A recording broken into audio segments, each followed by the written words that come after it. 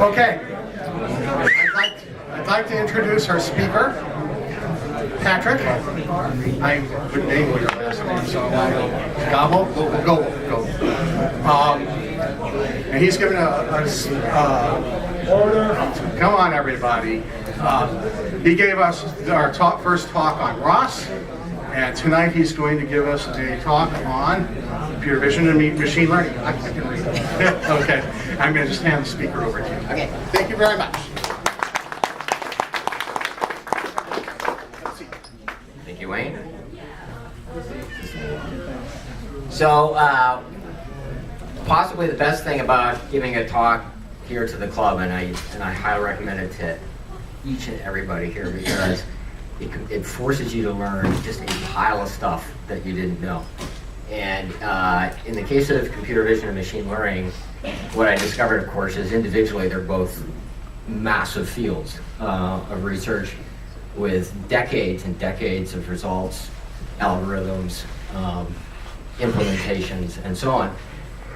So I'm certainly not going to cover anything but a teeny tiny bit of either one of them individually, but what I'd like to focus on is actually the intersection of computer vision and machine learning, and specifically how that applies to robotics, because there's certainly a huge literature and research focus in image processing, which had, for example, Google makes heavy use of in doing automatic image searches in their large image databases and so on. But as roboticists, we have to deal with the real world. And the real world is not just a bunch of static images, but live video under all sorts of crazy conditions. And we want our robots oftentimes to interact with people. And so one of the focuses that I'll use tonight, more as a case example, is face recognition and face detection using a combination of computer vision and machine learning. So we'll get to what this slide means. Some of you may already know, but it's just a little teaser to get started. What I discovered is that a huge majority of what we mean by computer vision is actually looking for something in the visual field.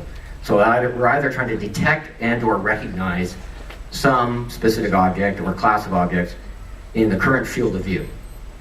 And so an alternative title for this talk is Where's Waldo? And let's see if you yourself can find the top individual Waldo amongst all the Waldos below, and most of you probably have already found them, and you can sort of assess how long did that take. Well, OpenCV, which of course is the Will Garage, Gary Bradsky vision package, can find Waldo in 30 milliseconds, and that's including scanning the entire image about 6 times to account for the 6 different possible scales. So it's a very fast process, and I will explain as we go along how this works. So once again, a huge chunk of computer vision involves visual pattern matching. We have something in mind that we want to look for or identify, the current visual field. How do we go about that? What we have in mind may be household objects like a coffee mug on a table that you want your robot to pick up and serve to you, a beer in the fridge, as the PR2 has already successfully done, people, faces, pets. You want a robot that can feature cats. It needs to know where the cats are. Landmarks for navigation, for example. Some of you have some experience with artificial reality markers or fiducials, and you need to recognize those visually and determine what the relation is with respect to the robot from their particular view of the camera.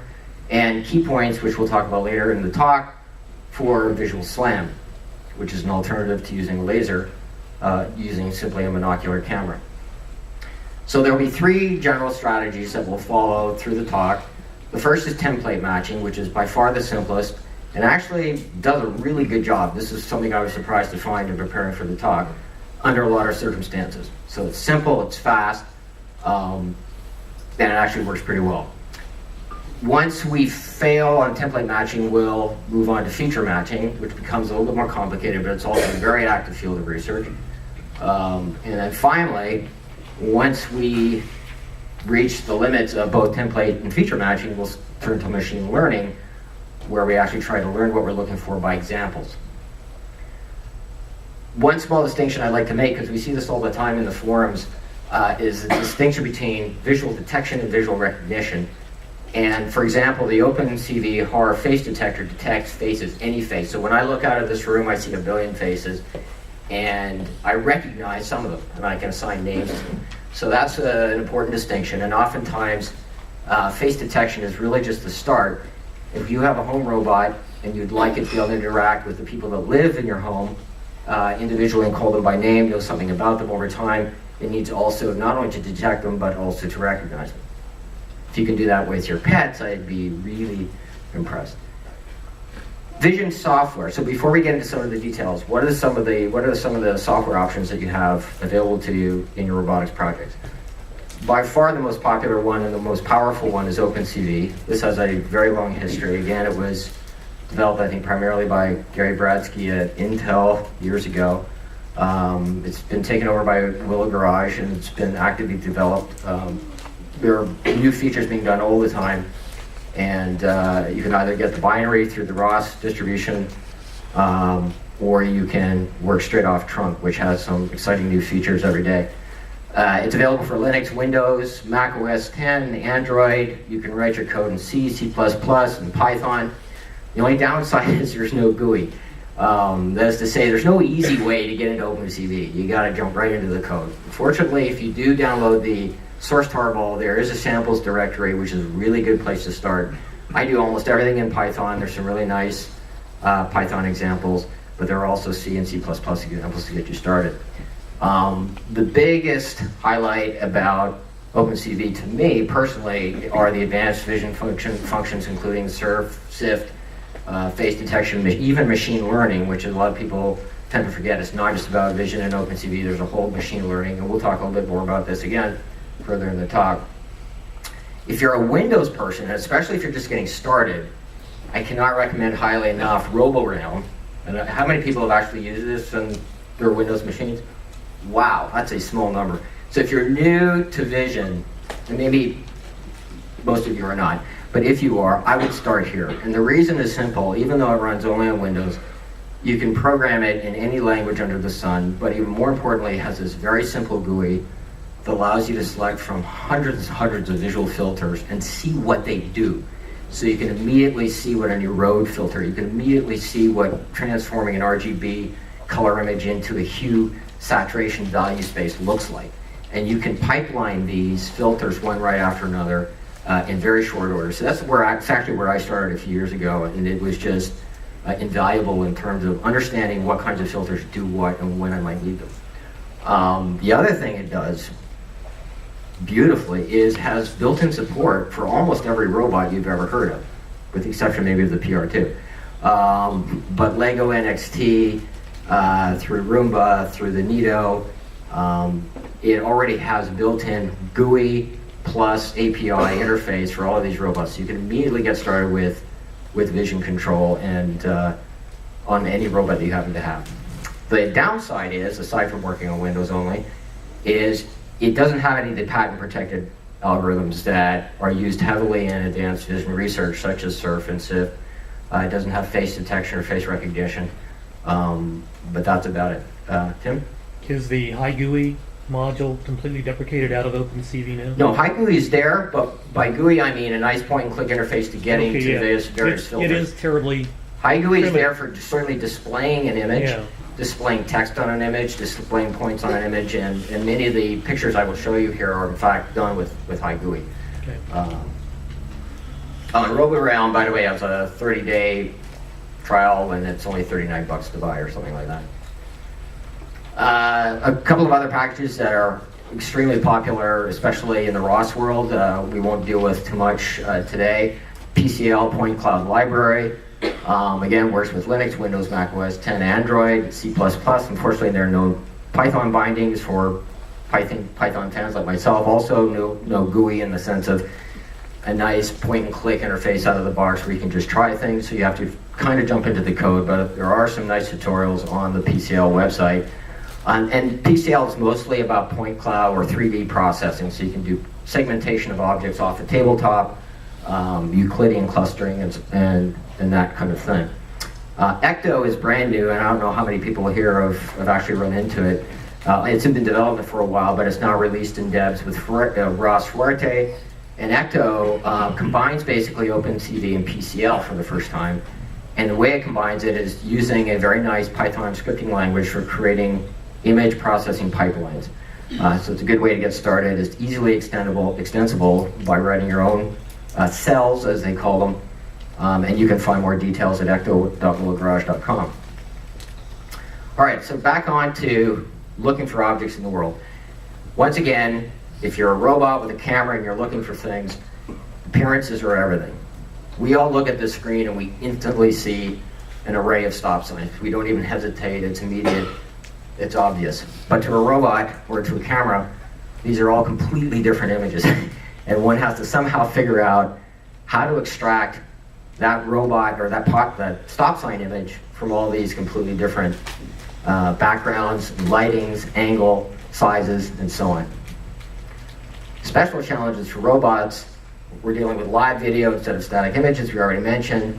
Because we work in the 3D space, rotations in particular are tough. And my face on head on is completely different than my face looked on in profile.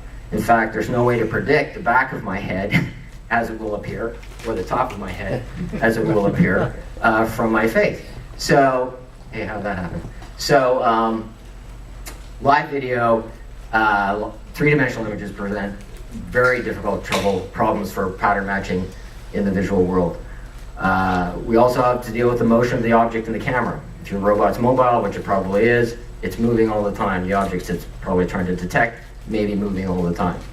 And not only that, the objects we do want to recognize, for example, your wife or your kids or your husband, may not look the same from day to day. They shave a beard, they put on a hat, they're wearing their glasses, they're not. All these things are going to be very difficult, or at least present a challenge for your visual recognition system.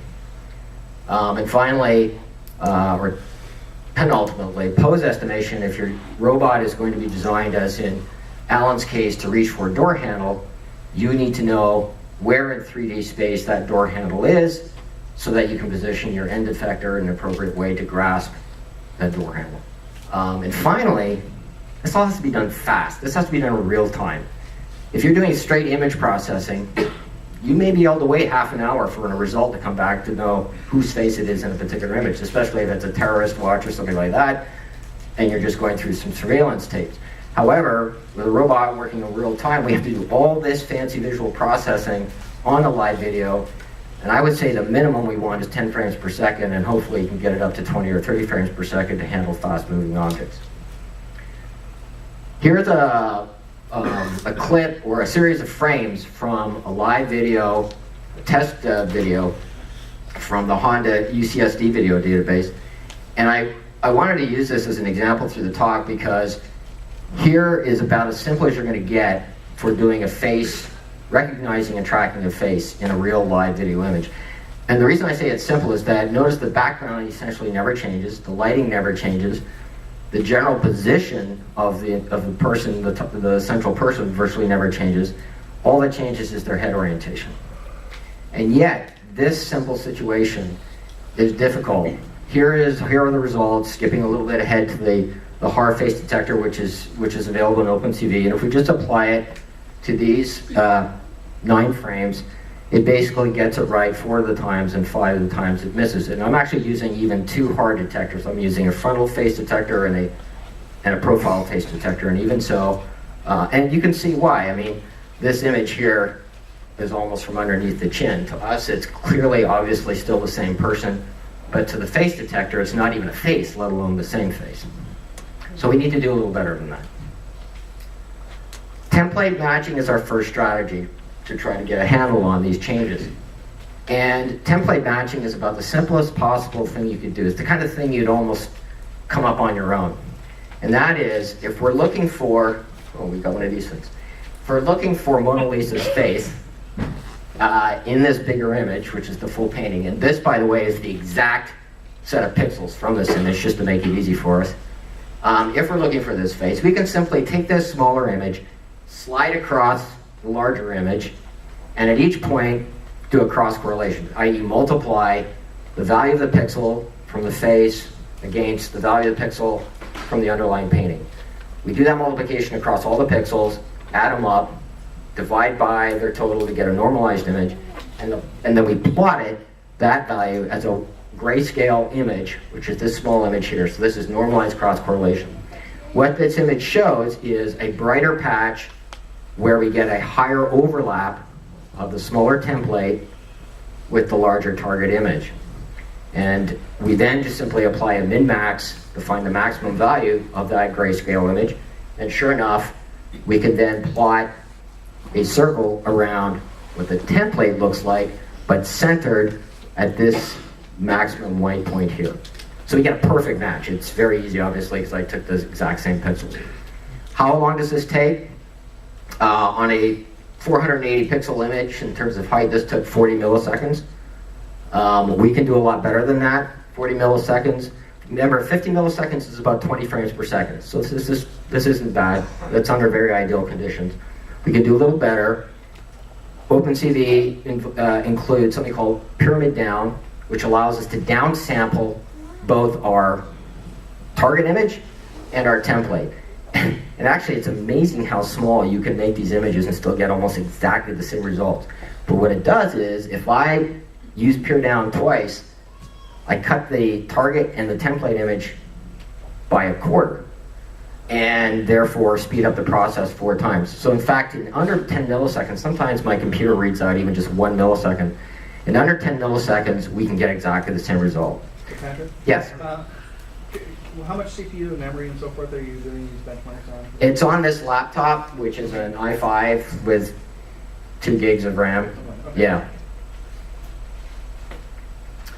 Template matching is also amazingly robust to noise. Okay, so I started with ideal pixels. We're still using the same small face template, and now I've added some scale and some rotation passes through the same image. What I mean by that is that when we drag a template across the test image, the template we drag is exactly the size you see there. If you anticipate that it may appear at different scales, slightly larger, slightly smaller, or rotated left or right, you have to do separate passes with your template at those sizes and those scales. So I did this particular script. It's simply a Python script running the template matcher in OpenCV. This particular script runs through something like 7 or 8 scales and 4 or 5 different, or 6 rotations. And even so, it only takes 230 milliseconds to scan across these particular images. But what I also wanted to point out is just how robust it is to noise. This is a simulation not only of turning the original painting into an oil painting, but also of putting a very bright light above the top, and still there's absolutely no trouble in picking out where the face is in that image. So it's encouraging. The other thing that's kind of neat about template matching is that it's very object specific. That is to say, we haven't built a face detector with our template. It's a Mona Lisa detector, right? It's very specific to Mona Lisa. So it's not going to pick up. If you look at the lower left-hand corner here, there's the map of the cross correlations. And you might think that if there was going to be even some slight confusability between Mona Lisa's face and these other faces, which to us are clearly faces, we'd see some other bright spots here. Well, we see some slightly brighter, fuzzier patches, but they're nowhere close to the brightness of where the template matches exactly. So it's a very specific match for Mona Lisa. Now we can compare the earlier Haar face detector results to using a template for this young woman in these video frames. And I will admit, I did cheat a little bit. I set the match threshold very low because I'm under ideal conditions, so I wasn't worried about it matching some part of the background. So I'm using, normally I would use a cross-correlation template threshold of maybe 70%, 0.7, where the max would be 1.0. Here I'm using about 0.5. But by doing so, we are able to, in fact, match the face in all those funky orientations using a single template, just the upright frontal template. And if you wanted to raise the threshold higher, you could use multiple templates rotated slightly left, slightly right, slightly up, slightly down. But templates have their limitations. Again, if our ultimate goal is to build a visual recognition system that at least is somewhat similar to what people do, then you'll notice, whoops, here of course is Angelina Jolie. Here are 4 faces. I think everybody knows which of these 4 faces is Angelina Jolie. And of course it's not going to match with the template match. It's going to give me back a value, a biggest result. And if you look at the cross correlation here, we do see that the upper left face is a brighter image. It's actually pretty low. It's only about 0.4 or 0.5 out of 1.0. But I did want to show you which one it thought it matched most. So if you had to force the system to say which one is Angelina Jolie, it would pick the wrong face. So there are obvious limitations to template matching, but that's a pretty tough example. So we've kind of done what we can do at the pixel level. The problem with pixels is they're exact. You know, you're looking for a pixel-to-pixel match. They're susceptible to noise because the pixels can jump around. They're susceptible to motion, as we saw, rotation, movement in the plane. And so what we want to turn to next are features. Is there something better we can do? You mentioned rotations, but you didn't say anything about compressions, like the one, or tilts, like the one where her head was tilted way back. Is that yet another?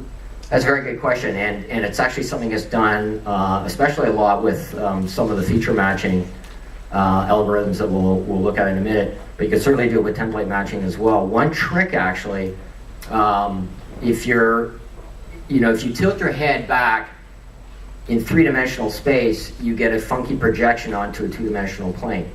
And to some extent, you can't simulate that because part of what's under the chin becomes visible, and those pixels weren't there before. But for the pixels that were visible, you can actually simulate that by doing a series of affine transformations, even on your template ahead of time. So just like we may have done a few rotations and a few scale changes, we could also perform a few affine transformations on our initial template. It'll cost us more scanning time, but indeed we could do that. But can you determine the angle of your targets, if it's inclined or rotated? If you got a strong enough match for the transformation that you did, yes. But you have to do the transforms and do everything. Exactly, Okay. exactly. We'll see that with feature matching, you can get that angle directly from the match. So that makes... After you've matched. After you've matched, But not exactly. not just say, oh, that's a 45, let's use the 45 cases. We will see that the match itself allows us to estimate back out the angle without having to pre-specify the angle. So what exactly is a feature? Well, we move away from individual pixels and we look at a summary statistic or a descriptor which describes a patch of pixels. And that patch can be anything. It can be 2 pixels. But more generally, it's a region of interest, and maybe it's the face itself, maybe it's the whole image. Oftentimes, it's just a region of maybe a 16 by 16 block of pixels around a target point. But in any event, we're going to do some computation on the raw pixel values and derive from them something that we will call a feature. One of the most common examples is to convert the colors, the RGB value of a collection of pixels, into a color histogram. And by histogram, of course, I mean we count up in that region of pixels how many times you get a particular value of red, how many times you get a particular value of green, and so on for blue. And we plot those just on simply a histogram frequency plot. And we can do it either for the individual RGB values, or we can transform the color image into a hue saturation value space, which actually turns out to be a lot more useful for color vision, and do the histogram on just the hue channel. We'll look at this in significant detail in a moment. We can also look at statistics on the pixel intensity values as opposed to colors. And the most common thing to look at are the gradients. And by gradients, I mean, of course, how do the pixel grayscale values change as you move away from that pixel? We can also look at binary comparisons, comparing the brightness of 2 neighboring pixels or pixels that are separated. And again, we can plot histograms or compute other statistics. And finally, something I won't talk about at all tonight, we can look at connected regions and separate out contours and segmentation. For example, you could take natural images of outdoor scenes and segment them, almost every single one of them, very easily into sky and ground, and maybe even further sky, buildings, ground, or grass. That's something we won't talk about much tonight. And ideally, what we're looking for are features that in of themselves are already invariant to rotation and movement in the scene. Remember, with templates, we had to do that ourselves, because the template match is very specific pixel by pixel. But if we do the right feature calculations, the right descriptor, the right statistics, we can pull out values that are independent of the rotation of the object, independent of where it's located, and sometimes, oftentimes, in fact, with the newer descriptors available, even independent of its scale. Of course, there's a cost to that. We have to calculate these descriptors, so we're going to be doing a trade-off. All right, so for color histograms, here's a really easy example of what we mean by a feature. On the left, we have this nice apple orchard with all the apples apparently having already been picked or fallen off the trees.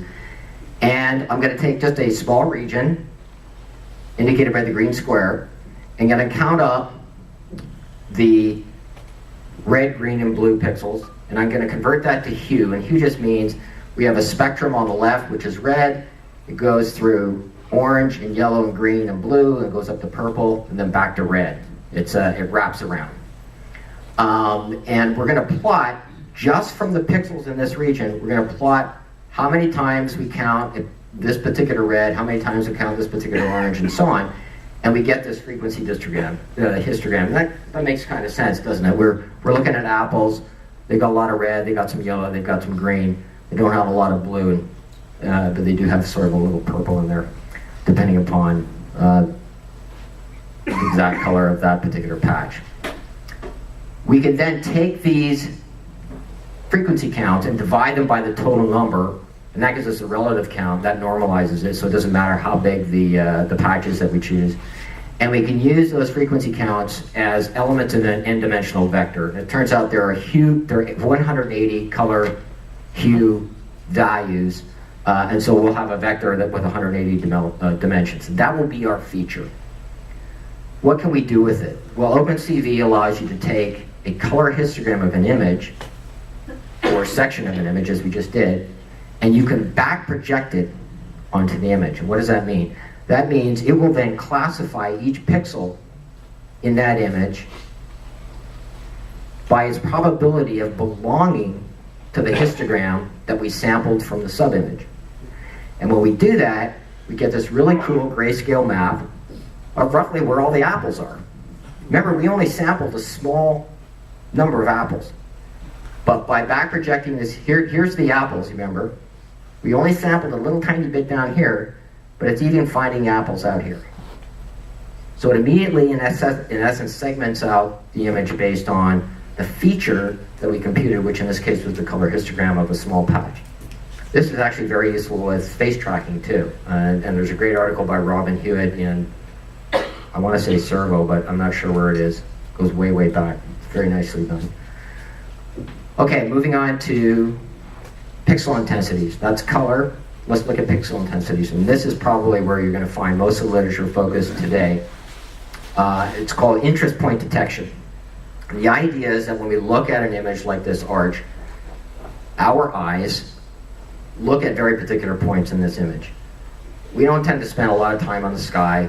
It's just all blue. We don't spend a whole lot of time on the red, the homogeneous red patches in the arch. Our eyes are drawn to changes. Those changes, mathematically, if we zoom in, so here's a little tiny segment, again, we're talking about a region of pixels, and we blow it up, we can see in grayscale how the pixel intensity values change. In this particular little area, there's a lot of change in a lot of different directions. So we compute the derivatives of those intensities. They're spatial derivatives, just meaning how much do they change in the x and y directions. And we set a threshold as to the minimal amount of change we're willing to accept. And then if that threshold is exceeded, we plot a point at that location. And this image down below on the left is a plot of all those points. And what you notice is there's not a single point in the blue sky. You also notice is that there are large patches of reddish rock, which are fairly homogeneous, again, for which there are no interest points. The way you compute these interest points, again, they're all available in OpenCV. There are multiple ways of doing it. Here are the names of some of the algorithms. Harris, Corners, Susan, and Fast. Surf and Sift have their own. I think Surf maybe uses the Fast corner detector by default. It almost doesn't matter if you want to get the interest points and get going. Use one of them, you get your points, and you're ready to go. Just for fun, I wanted to show you a couple of natural scenes with interest points computed. And the size of the circle here actually indicates the strength of that particular interest point. So how large was the gradient?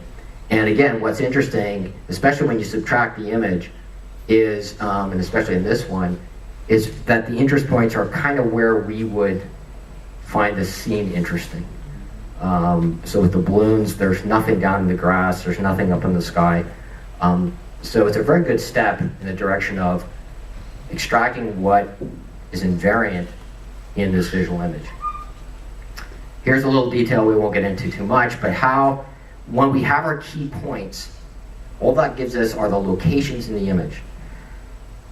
To generate an actual descriptor or feature from that key point, we need to look at the neighborhood of that key point. We look at the intensity values, and we do, again, basically some gradient calculations, and we create histograms of how often a particular gradient at a particular orientation occurs. And both the SIFT and the SURF descriptors, if you've heard of those, do something similar. We can simply add those up, create a histogram. Here's a count for a particular point. So here the interest point is right here at the top of the roof. There's a region around it where we measure the gradients. Little arrows indicate where the gradient was changing fastest at that point. And then we add them up, create a little histogram, and for that one key point, we have this vector, which as it turns out has 64 dimensions. That's how many histogram bins tend to be used in the SURF descriptor. And then we do that for all the key points in the image down here. So what we basically, to summarize what a feature is some n-dimensional vector located at a point where the vector values describe some characteristic of the neighborhood of that point. So in the case of colors, it was the range of colors and their frequencies in the neighborhood of that point. In the case of these interest point detectors, it's essentially a histogram of the orientated gradients around that same point. But what the end result in both cases is an n-dimensional vector, 180 dimensions in the case of a hue histogram, 64 dimensions in the case of the SURF descriptor, and those features mathematically live in a feature space with the same number of dimensions. And that becomes important simply for visualizing what we're about to talk about next, which is how to match features and ultimately how to recognize features based on machine learning. In terms of OpenCV, you have a number of feature descriptors available to you. The algorithms are there, they're ready to go, you just use them. It's really nice. SIFT, which is one of the early and most original ones. SURF, which runs a little faster. Brief, which uses binary values, so you can actually use Hamming distances on them, and you can use some integer point tricks if you have the right code and instruction set on your CPU to speed things up really fast. And then OR, which came out of none other than Willow Garage not too long ago. Mike, a year ago, thereabouts. And basically is an oriented and rotated version of the brief. It's also available. Yes. Got kind of a general question. How do you evaluate the features? You know, keeping the no free lunch theorem in mind, you can generate huge varieties of features. And the question is, how do we evaluate how effective they are in being able to essentially, what kind of signal-to-noise ratio they give you when they're applied to the images that you're looking for? Right. I don't know of research results on that particular question, but I think what we're going to look at next partially answers that question. How they're normally evaluated in practice, as I've seen, is in the matching results. So here's a case in point. So here now, remember we used template matching earlier to try to match Mona Lisa's face to where it was located in the Mona Lisa painting. On the left are the key points that are extracted from the face or calculated from the face using the OpenCV surf descriptor. And similarly, on the right are the key points that were extracted from the entire image. And I actually used these very image sizes. So notice in particular that the face is much bigger than it appears in the test image, in the full painting.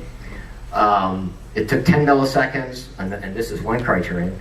It's not a signal to noise, but one criterion is how fast can you do this.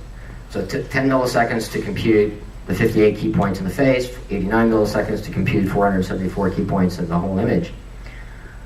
If you look carefully, you can probably see that some of these key points really do match up. For example, these two here on the hair, these two on the chin and the lip, these three, I guess. And if we then run the collection of key points on the left and the collection of key points on the right through some kind of matching process, we can see exactly how they do match up. And again, something available in OpenCV is a nearest neighbor match. That's always the simplest matching strategy to go to. And we can see immediately that we have a very good correspondence with the feature points in the face image with the feature points on the full painting. What's kind of fun is that on the right is an image that's kind of a mocked up Mona Lisa with hair blowing in the wind. But we still get a few of those same key features. Can you remember what these surf features are doing? They're describing the local region around the key points. So we're actually looking for matches between small sections or small segments, small patches of the face. The box, and in this case kind of a trapezoid, the box that's drawn is the second part of the match. It's called RANSAC. Many of you may already be familiar with it. It's random sampling and consensus. And what it's trying to do, because remember now we know the XY coordinates of these key points, so we can try to determine whether or not there's an orientation change. Was that Wayne's question? Somebody's question. There was an orientation change from the original image to the test image. And then on the left, there is none. It's a perfectly face-fronting square. And so we can see that the face has exactly the same orientation in the painting and in the target. Yes? I see on the pictures, I see some little red X's. What does those mean? The red X's are points that are rejected. They're first matched on the basis of the nearest neighbor matching, but then they're rejected by the second stage, which is to see if they're consistent with a planar assumption between the two faces. So here's a better example of the power of the second part, the RANSAC. Here we have completely flipped over, or I've just used the GIMP image editor to simulate a tilting in the middle, for example, simulate a tilting of the painting image. We still get a lot of matching key points, and then the RANSAC process draws a tilted rectangle indicating not only is the image rotated, but it's rotated out of plane, which is kind of cool. So we didn't have to do the match or RANSAC more than once, unlike template matching, we just did it once. But even so, to get that result, it cost us 180 milliseconds. So that's pretty slow. That's down to 5 frames a second, roughly. So something you need to keep in mind. But also, even though the results are reduced, it's relatively robust to some funky transformations on the target image. So here again is that oil painting, fake oil painting with an overhead light. We can still get the matching result. Surf is partially object specific. Remember the templates were like really specific. Surf is looking again for matches from small patches from the target to the test image. And so if we replace, I don't know if you can see what I've done, if you replace the Mona Lisa's face with something that's not her face, then the matcher is going to try to line up, try to find some matches in other parts of the image. So this is a very similar Mona Lisa face, made up to look like an Indian Mona Lisa, and sure enough, we get a few matches down there. We even get a match way over here on Einstein. But they're all faces, so to some extent we do expect a little confusion. So, with your key feature points, so I'm completely new to this, and I'm very interested. So, with the key feature that you've identified, are you then looking for a recreation of that pattern in the image? And then if so, when you have an angle or a transform on the image, those points are going to be slightly different relative to each other, and how do you deal with that? The initial matching of key points is just nearest neighbor in that high dimensional space. And typically, I think it's just Euclidean distance that's used. Okay. To get that green rectangle, which is an estimate of the spatial transform, it's actually just a Monte Carlo process, as I understand RANSAC. So basically, you assume that a handful of points are in a certain plane, and then you try to see if that's consistent with the other set of points in that same plane. And if there's a pretty good consistency, then you start adding more points, and you check the consistency again.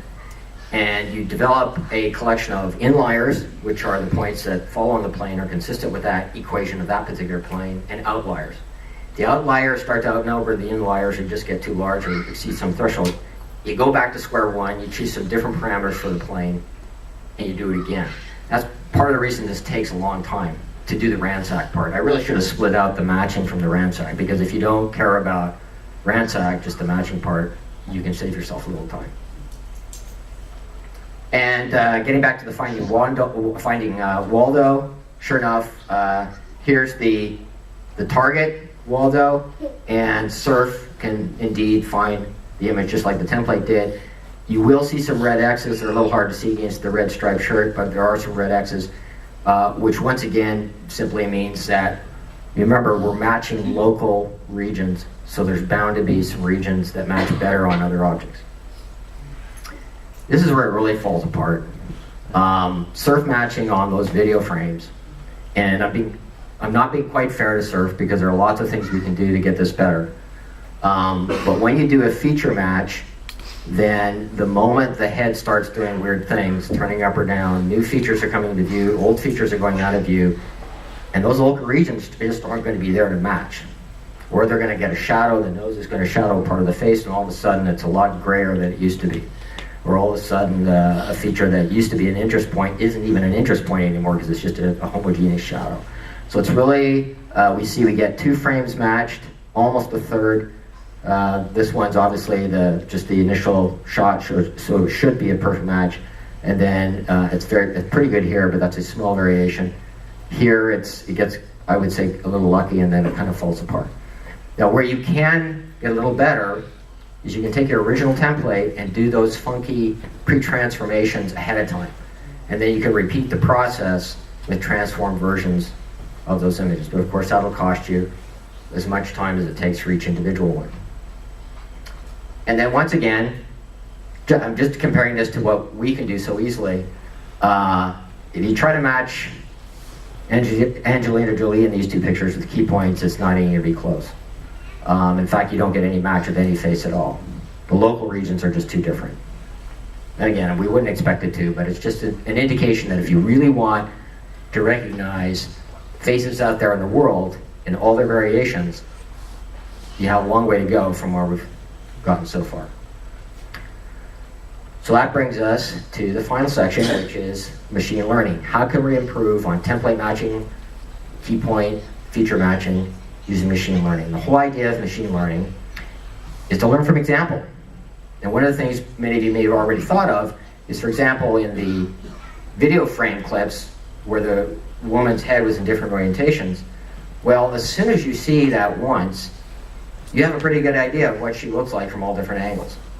So we're really kind of handicapping these systems based on what we would do in real life. In real life, we let's just pretend, might not recognize that person as she rotates her head through the first cycle. But as soon as she does it through the first cycle, then oh yeah, we know she looks like that from the left, like that from the right, like that with her chin up, and so on. Each of those frames, therefore, becomes a sample that we can learn from. And so what we want to do with machine learning as applied to visual object recognition is we want to take a series of samples on the input. We're going to give those samples a label on the output, for example, the person's name. And we want to build this magic box in the middle that is called a classifier. And the classifier, once built from the training samples, will then be able to take any image on the input and produce the correct label on the output, regardless of how that image appears. So if we did it right, Angelina Jolie would be labeled as such regardless of how she looked on that particular day. So how do you build a classifier? You acquire the training samples, and one of the wonderful things about Google Images is there are a gazillion images that you can just grab for free, and you can use them to train your classifier. You can also find all sorts of research databases online, particularly for faces and object classes, or you can record from a video stream.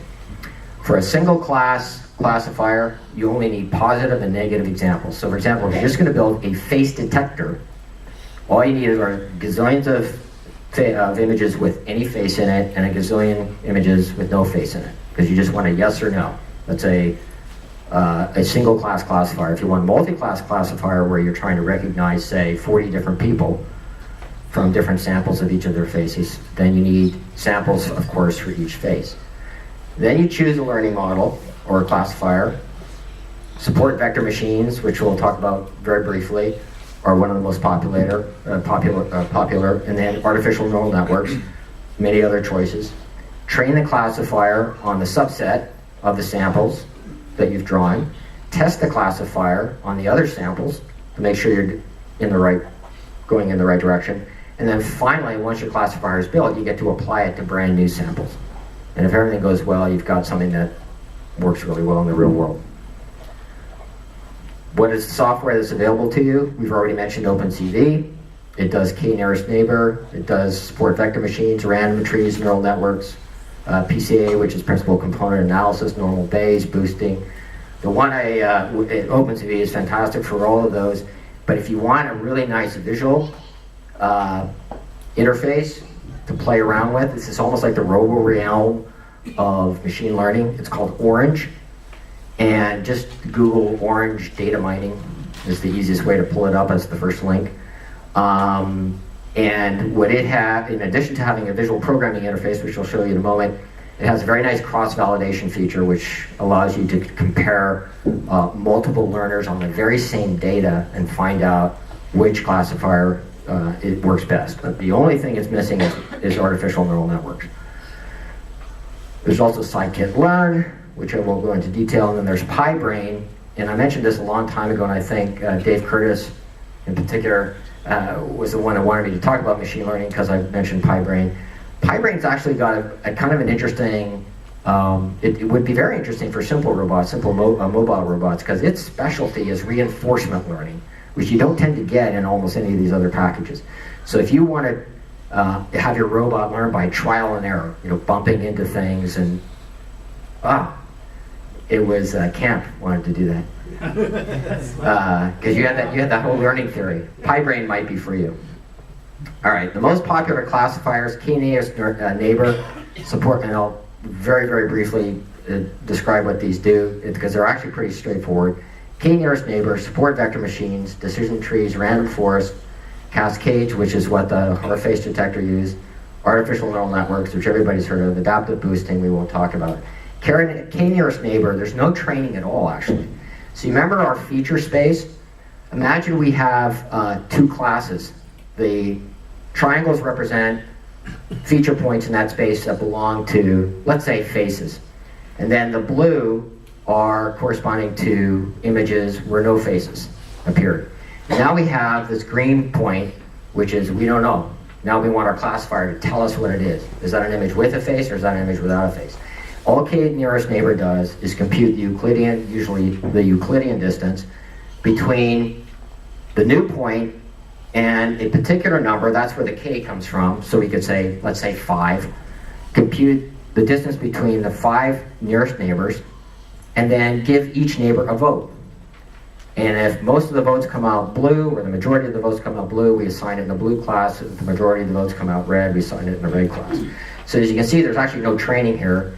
It's kind of like the lowest level benchmark that we use to compare other classifiers.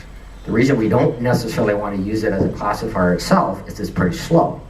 Because every time we want to make a classification, we're going through all of these Euclidean distance calculations, which you can speed up using tricks called KD trees, but for the most part, we'd like to use a different kind of classifier. Support vector machines, again, very easy to understand in principle. We have 2 classes of points. In this case, on the left, we have, let's say, faces in black, and then in white, we have images that fall into space with no faces. And what we're looking for is a line that cleanly separates them. But we're not looking just for any old line. We're looking for a line like the red line that also maximizes the distance between the individual classes and the line that we draw. And in the case of higher dimensions, on the right it would be a plane or a hyperplane. But the basic idea is it's a least squares problem. It's done for you. You don't have to work out the details, but that's what it's doing. And it actually works really, really well. It's probably the classifier of choice outside of random trees for most visual machine learning tasks. Decision tree data, we'll skip over this, but basically a decision tree is looking for a series of yes-no decisions. It's like the 20 questions problem, where you're trying to guess what an object is by asking, is it bigger than a bread box, yes or no, and then you go down that tree. That's what decision trees do. So you give it a set of data. Usually you want data with binary features. Like the zoology example here was, does it have hair? If so, yes, then it's a mammal. Does it have feathers? If so, yes, then it's a bird. Those are particularly good data sets for building a decision tree classifier. Once you've built a tree, you feed it a new animal with new sets of features, like an aardvark or a platypus or whatever one of those ones is with a combination, and see if you can mess it up. Random forest, you'll hear about this a lot. And at first they confused the heck out of me. But all a random forest is a collection of decision trees. And each decision tree is simply trained on a random selection of the data. And then each tree gets a vote. So when you get a new example, you pass it through each tree determines what it thinks it is, then you add up the votes, and either take the majority wins or a winner take all, I can't remember. The nice thing about random forests is you can add new decision trees at a later time without having to retrain every other tree. And then artificial neural networks, I think everybody here has probably seen the basic structure of these. The input units are where you put your features, your feature values. Hidden units are where all the work is done. And the output units are your labels, where you say that it's a face or not a face and so on, or that it's Mona Lisa versus Richard Nixon. You train it up, and basically the neural network will develop connections, which are the black arrows, between the input units, the hidden units, and the output units in such a way that if you present a new image, it will hopefully output the right label. It can actually be shown that an artificial neural network with a single layer without any hidden units is basically doing principal component analysis, which is one of the reasons they're not used that much anymore, because so many of these other statistical classifiers do more or less the same thing and sometimes better and faster. Some classifiers that have been built for you, they've already been pre-trained, are included in OpenCV. One is the Haar face detector, which we've already encountered, and one is the hog person detector, which you can see does a partially okay job, but I actually tweaked the parameters to get it to do its best job on that image. So it's a little hit and miss. Hog is histogram of gradients, so it's just counting up all the little gradients in an image, making a histogram, and then getting a whole bunch of people pictures and finding out how they differ in terms of that histogram from all sorts of pictures without people in it. So Very, very similar to the why face did the one classifier. fail so badly then? Pardon me? Why did one of them fail like that then? I have no idea. Unfortunately, I don't know the details of that particular detector. So here's a case example. Suppose you wanted to do an automatic color naming. You want your robot to be able to name colors in the world just like we do. So it looks at this shirt. Oh God, I don't even know what color that is. Black, more or less. Looks at a tree, calls it green. Looks at a banana, calls it yellow. Looks at an orange, calls it orange. So these are examples from Google Images where I literally just went to Google Images and said yellow, typed in yellow, or I typed in blue. And what you get, of course, here's an image that we might call bluish, but it's got all sorts of different shades of blue. Similarly for yellow and orange and so on. And that's key, because colors are not unitary points in space. They're a range, right? There's a whole range of things we call orange, and a whole range of things we call green. And we want our robot to know that from the training samples. So we can compute the hue histogram on each of these training samples. And you remember what the hue histogram was? Just a 180-degree dimensional vector that indicated the hue values. Blah, blah, blah. And then we add them into orange to find out which is the best classifier that gives us the best results on naming those color images. So here's a screen capture from that orange visual learning tool. And on the left is what you can do to test the learners. You simply put in K nearest neighbor. That's always sort of your base learner, because it's not really learning anything. It's just doing K nearest neighbor matching. I did a classification tree, a support vector machine, and a random forest. I fed it the histogram data. I had 8 colors with 20 images per color, sampled all the histograms, and fed them or put them into a tablet limited file, and then fed them through these various classifiers. Orange turned the crank, did the cross validation, and over here on the right we see the results. The K nearest neighbor got 87% of them correct. The support vector machine did better, 92%. Random forest a little worse. Classification tree worse still. I forget about naive Bayes for the moment. So support vector machine did a pretty good job. So what this means is we can now take a random color image from Google Images or even through your webcam, give it to your robot, and it'll get the color name right about 92% of the time. In the same way, it'll name it the same kind of color that we would name it. And that's the kind of thing you can do with training. Same thing with faces. Suppose we want to learn not just that there's a face in front of us, but that it's Ralph, or that it's Camp, or that it's Wayne. How are we going to do this? There are many different ways to slice up a face. Don't really slice up a face. And there are all sorts of approaches to this. But the one that goes way back and actually works fairly well are something called eigenfaces. So here, this is the last thing we'll do. Here is a sampling from the AT&T database that you can get online. These are very small images, 92 by 112 pixels each, I think. There are 10 images per person, and there are 40 people. So the challenge is, can we train a classifier from these sample images that can then correctly name these same images? Oh, and you'll notice that we've given it a pretty easy task. These are all frontal images. They're all nicely cropped. There is a little bit of variation in the head tilt and rotation. Eyes are closed or open. In some cases, they're wearing glasses. In some images, not in others. But otherwise, it's a fairly simple task. We don't need to get into the details, but we're going to use an eigenface approach. And this was invented like 25 years ago. It's amazing how old some of these algorithms go back.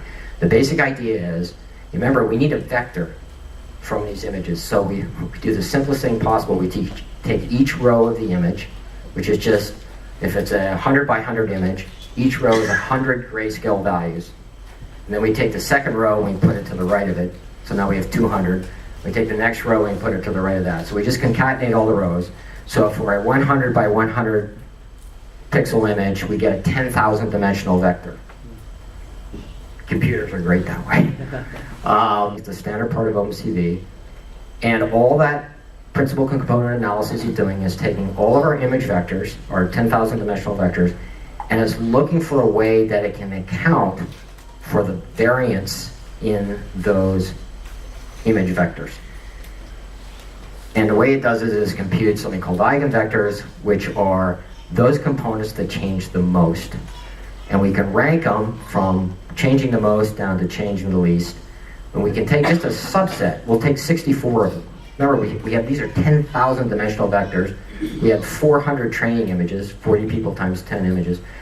And we're going to compress it down. It's kind of like JPEG compression, although I don't know how that works. And we're going to compress it down to 64 numbers each. So we project each image back on to the eigenvectors, and we get 64 element vectors. Then we build a classifier, and one of the creepiest things you'll ever see in vision research are the eigenfaces that result.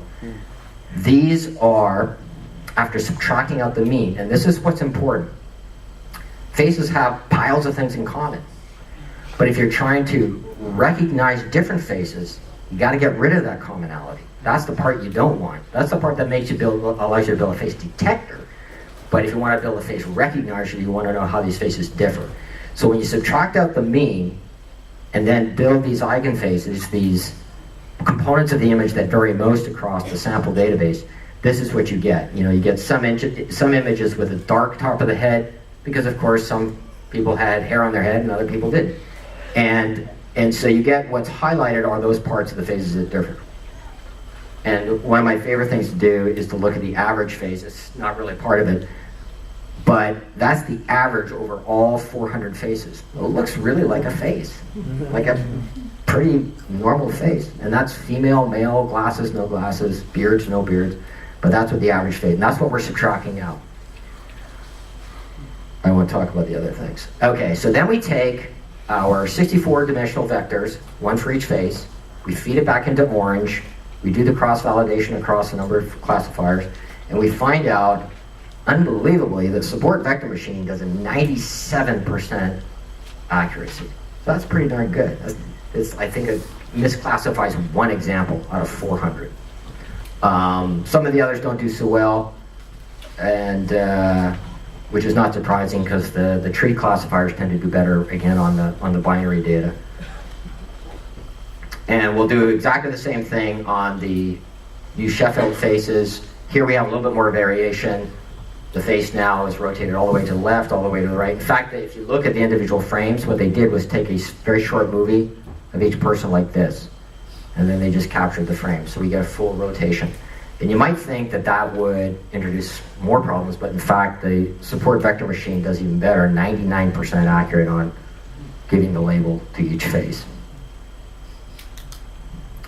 Labeled faces in the wild, what if this is another database, what if we apply that very same principal component analysis to these non-cropped, non-standard faces? And I think you can all, I didn't know who this was until I looked it up. I think you know who these people are. So I'm going to use just these 12 images. So we only have 3 faces recognized, making it very easy. How does our classifier do? Crappy, it's just awful.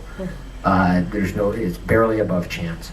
And the reason is, again, principal components are looking for commonalities and subtracting those out and then looking for differences. But unfortunately, we have way too many differences within a class. So the Woody Allen images are too different amongst themselves. Same thing with Yoko Ono and so on. So, alternatives to eigenfaces, that's where you guys come in. There are some alternatives, pursuits you can follow. There's the PCL, which is the three-dimensional approach with viewpoint histograms. You can do biometrics, 3D modeling. But one of the things you might want to look at very carefully, because this is the last thing I'll mention, and it's really big, and that's real-time classification learning from live data. So rather than going in with a preconception of what a face should look like or what a particular individual look like, why don't we just learn it with the data we've got streaming in, 30 frames a second. And so the basic idea is your robot sitting in front of a person. We first of all select the face of that person, perhaps just manually with the mouse. Or maybe we use the Haar face detector to get an initial snap of the location of the face. Or we just use motion detection. The person moves his head, we now know where that region of interest is. At that point, we extract key points just from that region, and we can track them with optical flow.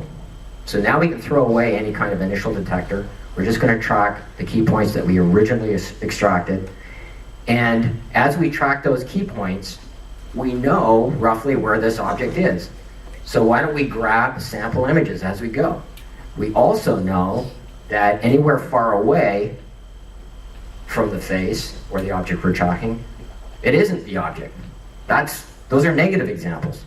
So we can, in real time, at a rate as high as 20 or 30 frames per second, grab piles and piles and piles of positive examples and piles of negative examples, and build a custom classifier on the fly for that particular object.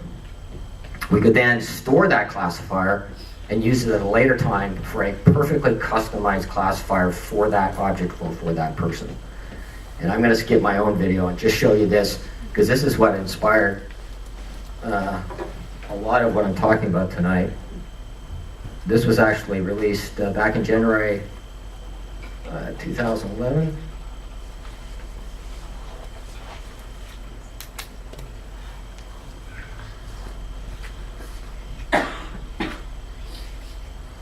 Hello?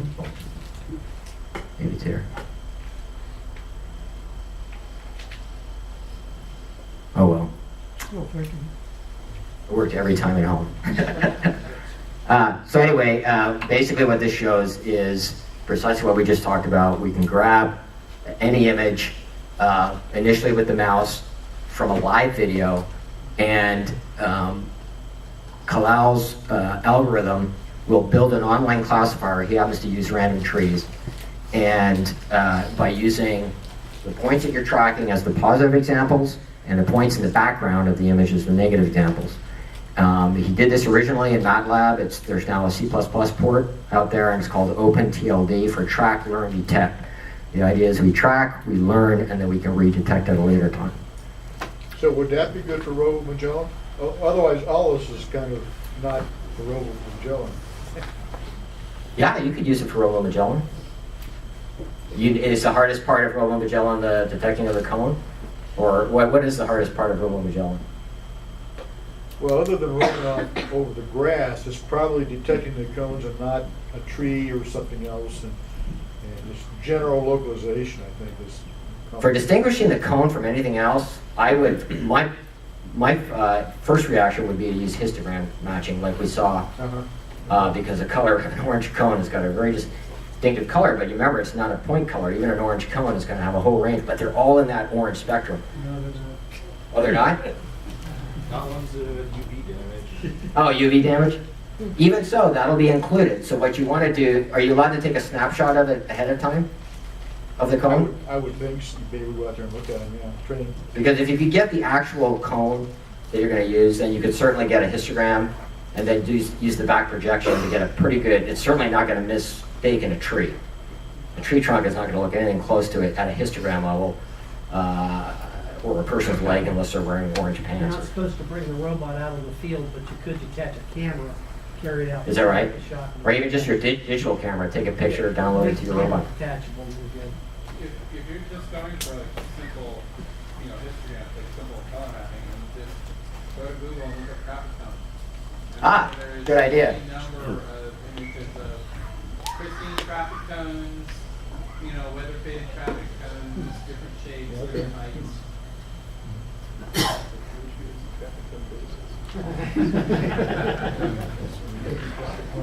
Anyway, that's it. Thanks for listening. And any more questions? I'm happy to take questions. And while I'm taking questions, I'll try to get this video going for those that are interested. Why don't we do like 3 more questions and Sure. then everybody can pile up.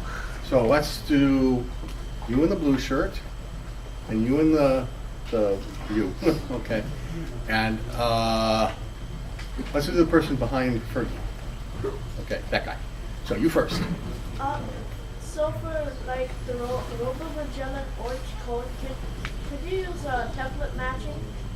So the question is, for Robo Magellan orange cone, could you use template matching? You could, but the scale in particular is going to be kind of all over the map, and potentially even the orientation. The orientation wouldn't vary that much. It could also be fooled by anything that has even a similar kind of shape. But it would be definitely a good try. Something to practice in your living room to see how well it did. Yeah. Mute. So have you like already tried this on robots or for that matter anything, and have you tested it yet? Yeah, I have my robot doing face tracking all the time at home, and I'm currently, unfortunately I was doing so much preparation for the talk, just generating the images. I got stalled on doing the actual face recognition part, but that's the next phase, is to use these algorithms now to be able to name myself, name my girlfriend, name the cats. But the face tracking part is actually very robust, and that works very well. What does an eigen cat look like? And then you. So I had two questions for you. You were talking about the speed with which you did object or face recognition on your particular laptop.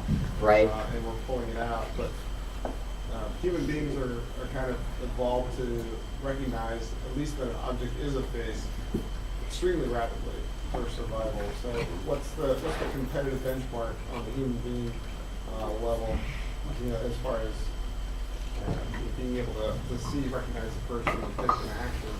Is 10 milliseconds competitive?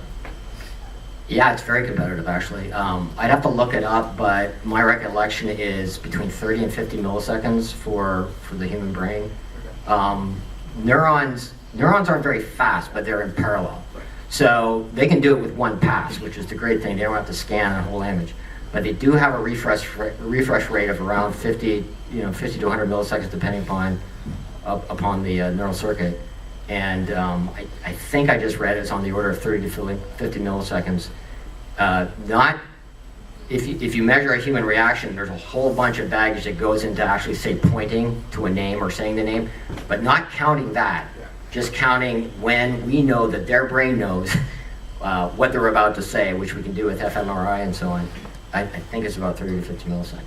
So my follow-on question was, it seems like a lot of what you're doing could be accelerated by appropriate hardware. I mean, you're doing a lot of stuff in software on hardware that's not really, that's very general purpose hardware that's not really designed for anything like this. Absolutely. What would your wish list of hardware improvements be that would allow you to run this stuff so much faster? OpenCV already has, and I'm not certain how to use it, it has a bunch of GPU accelerated. In fact, I'm not sure if not all of the major routines are already GPU accelerated. Is anybody here, most maybe from Willow Garage or the OpenCV experts, compare a GPU? I haven't tried it. One thing I can say though is that the Panda board, the TIOMAP chips, have hardware face detection in them as a co-processor. So I think iPhones and a bunch of the new smartphone chips actually have got face detection. Code detection. Sorry? Can we do code detection? I don't know that. So yeah, hardware manufacturers are putting at least the detection of there's a face. The recognition is probably another layer, but they're putting hardware, specialized hardware in the chips these days. And there is, if you use Brief and potentially Orb, because I think it's built on Brief in terms of the features, those are actually binary features as opposed to floating point, and you use handing distance or a bit count actually simply to measure distance. And some labs are in fact building, either utilizing existing integer point accelerators or building their own. And maybe that's what's going on in some of these chips actually, to do specific kinds of object recognition. Well, if it was a neural network like you mentioned earlier, yes, wouldn't that be real easy to put in hardware? Just like write it in the hardware, the actual like weightings of the neural network itself. I know that's being done as well. The hard part about a neural network is actually training it in the first place. When I say once you have and once you have network, it, you can right? go with the data, just write it into a FPGA or something. Exactly. And you'd have it. Okay. I'm going to have to shut down some questions here. People are more welcome to come up and ask as well. Please come up. I want to show you this video we'll show the real video, quick. but we have to Now that it's up.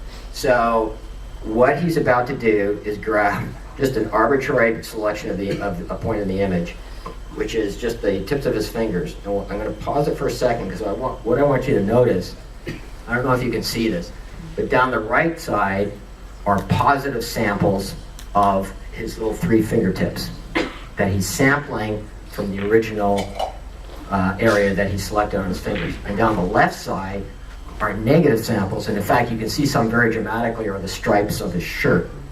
So he's on the fly in real time, he's collecting positive samples of what he wants to track, negative samples which will help him distinguish what he's trying to track, and what you don't see is how he's tracking in the first place. I was going to show you another video for that. But the what he's tracking in the first place are key points extracted using, I can't remember, probably the fast Keypoint detector, and then optical flow to do the initial. You got to bootstrap it somehow. That's how you bootstrap it. But then you collect these sample images. And I'll let this video run. He does it with his face in a bit as well. But I'll also give people a chance to break and run out of here if you need to. People can come up and ask questions. Okay. Thank you.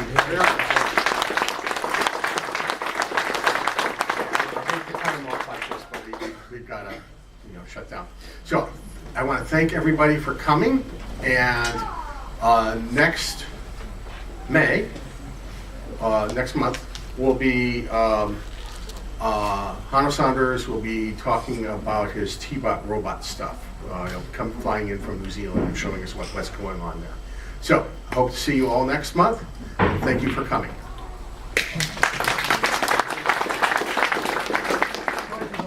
What? Slides on the web? Oh yeah, definitely. Thank you. It's been a long time. I'll put the message in the list. I will. Thank you.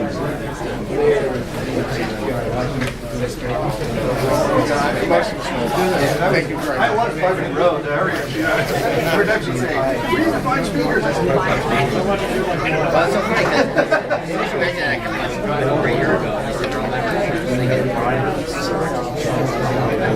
Yeah. and so it took me a while to sort of think, What do you want to talk about? yeah, right.